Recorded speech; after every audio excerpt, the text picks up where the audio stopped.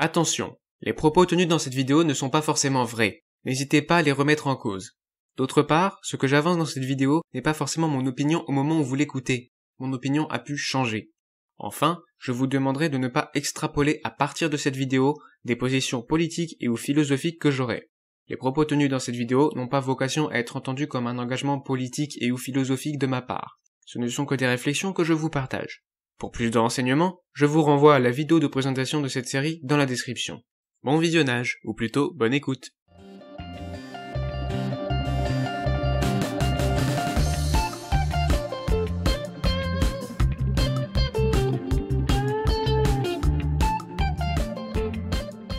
Bonjour à tous, c'est Elsker, on se retrouve pour le 4e épisode de Philopolitique et aujourd'hui on va se demander si une guerre classique est encore possible entre les États du Nord.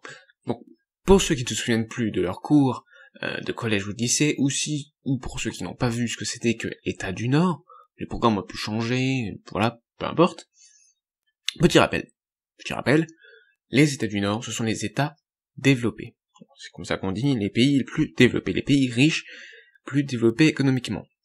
En gros, ce sont les maîtres du monde économiquement, et aussi parfois militairement. On pense à qui?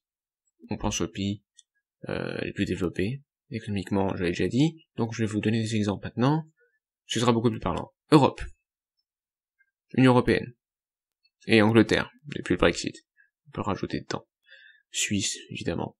Quoi d'autre? États-Unis, Israël, Corée du Sud, Japon, Australie, Nouvelle-Zélande, Canada, voilà, vous voyez ce que je veux dire? Ce sont les pays les plus développés économiquement, les plus prospères, avec un IDH, un indice de développement humain le plus élevé. En dessous, on a les pays émergents, je vous rappelle, et encore en dessous, les pays sous-développés. Les pays les plus pauvres, les moins développés économiquement. Pour des tas de raisons, mais on a classé comme ça. Voilà.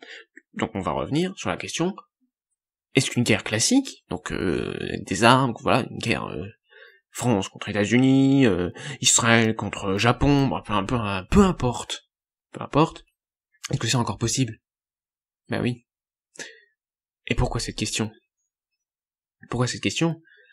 Parce que en début d'année 2020, 1er janvier, sur Twitter, en France notamment, pas que,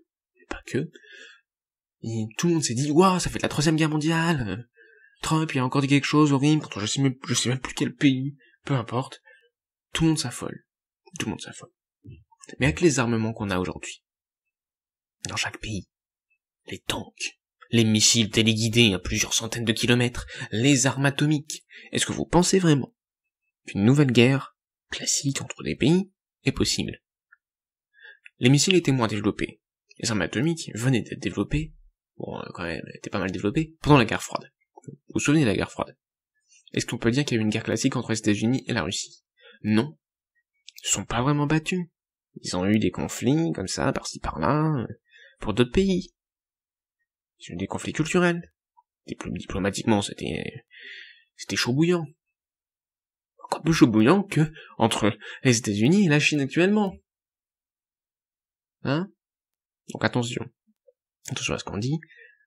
À court terme, c'est peu probable. Vraiment peu probable. Vraiment peu probable. Aucun pays n'y a intérêt. Les populations seraient démontées. Et à moyen terme alors? À moyen terme, à 10, 20, 30, 40 ans. Là, on aura d'autres problèmes. Avec le réchauffement climatique, il y aura des sécheresses, il y aura un peu de montée des eaux. Voilà. Il y aura des problèmes de nutrition, dans certains pays, peut-être partout, mais ça va plutôt vers la fin du siècle, si on ne fait rien. Contre le réchauffement climatique, bien sûr, si on ne fait rien, on fait toujours des choses, hein, vous avez compris.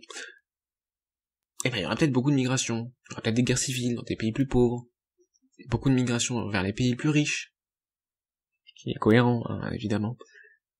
Quand tu es dans un pays chaud, qui va se réchauffer avec le réchauffement climatique, il y a de l'assèchement, il y a encore plus de pauvreté qu'il y en avait déjà avant, tu vas où? Encore plus, tu te déplaces encore plus, tu vas plus dans les zones tempérées, plus vers les zones tempérées. Donc Europe, États-Unis, quoi comme autre zone? La Russie, une partie de la Chine, Là, comme autre zone tempérée. L'Afrique du Sud également, on va prendre un petit coup. C'est des migrations. L'Australie, c'est un peu compliqué, les îles, c'est beaucoup plus compliqué d'y aller, mais... Bon. Il y aura peut-être des problèmes, du coup, en Europe, aux États-Unis, dans les pays riches. Il y aura peut-être des problèmes de migration, ce qui pourrait causer des émeutes, peut-être même des guerres civiles. Bon. Ça dépend de la population, ça dépend de tout un tas de facteurs, ça dépend de notre action maintenant. C'est ça, vraiment, que je voulais vous dire au final, avec cette vidéo. Au final, n'ayez pas peur, ne vous mettez pas dans des états pas possibles. J'ai l'impression que c'était plus pour vous amuser, hein. J'ai vous comprenez bien ceux qui ont relayé l'information, attention, Troisième Guerre mondiale, oulala. Faites gaffe, hein. Ne vous mettez pas dans des états pas possibles pour pas grand chose. Il y a des sujets beaucoup plus importants. Oui, il y a des risques de mort plus tard. Oui. Peut-être de guerre civile, etc. La Troisième Guerre mondiale, c'est pas probable. Après, à long terme, bon, dans un siècle, on n'en sait rien. Les pays, il peut se passer tout et n'importe quoi. Les pays pauvres, ça se trouve, il va y avoir une super découverte technologique. Bon. Des super découvertes technologiques. Les découvertes technologiques, jusqu'alors, ça a fait des avancées légères, hein, petit à petit. Il y a eu des grands bonds, hein, Internet, ça a fait, mais ça a pas bouleversé tant que ça la géopolitique internationale. Dans tous les cas, un pays peut s'effondrer, les pays riches sont peut-être plus les mêmes, peut-être qu'il y aura la Chine qui dominera le monde, d'un point de vue économique, peut-être même d'un point de vue militaire, hein, pourquoi pas. D'un point de vue économique, on y est presque, hein. On y est presque. Là, je parle, on est juste après, on est même encore pendant la crise du coronavirus, pendant l'épidémie de Covid-19, comme on l'a appelé, et les États-Unis ont été fortement touchés. Du coup, la Chine, économiquement, a pris l'avantage, surtout qu'elle a fourni en masque beaucoup de pays, en masques chirurgicaux, les masques pour couvrir la bouche et le nez, bref. Donc la guerre, à court terme, non. Peu probable. La guerre entre pays du Nord, peu probable.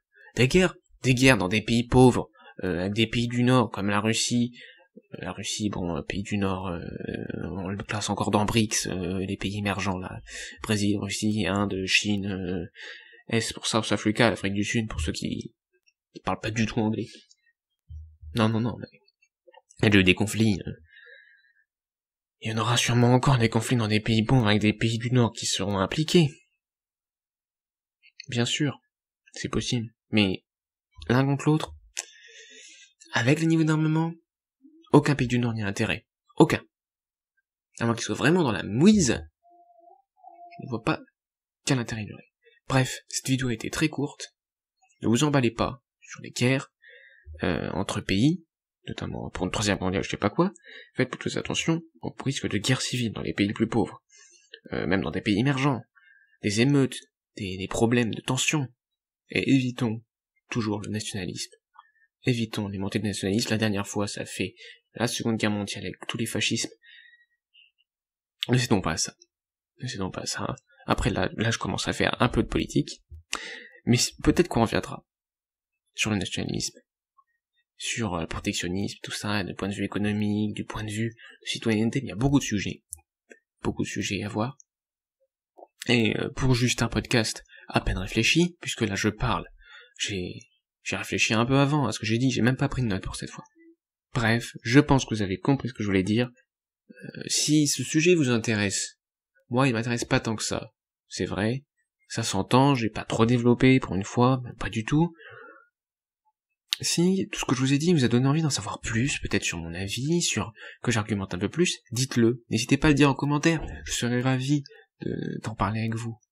Soit dans les commentaires, soit même en faire une vidéo pour vous expliquer mon point de vue. Si par exemple le sujet du nationalisme, ce que j'en pense, peut-être du point de vue économique, du point de vue de la citoyenneté, etc. Ça peut être des sujets assez intéressants, très clivants, c'est vrai, très clivants. Mais si ça vous intéresse, n'hésitez pas à me le dire en commentaire, j'en parlerai dans de prochaines vidéos. Merci quand même d'avoir regardé, écouté, oulala, écoutez, merci d'avoir écouté, c'était Elsker. À plus pour nos vidéos de philo politique, et la prochaine fois, on ira plus en détail, on retournera à quelque chose de plus philosophique, plus politique, plus important peut-être aussi, plus plus développé, plus compliqué. À la prochaine, c'était Healthcare.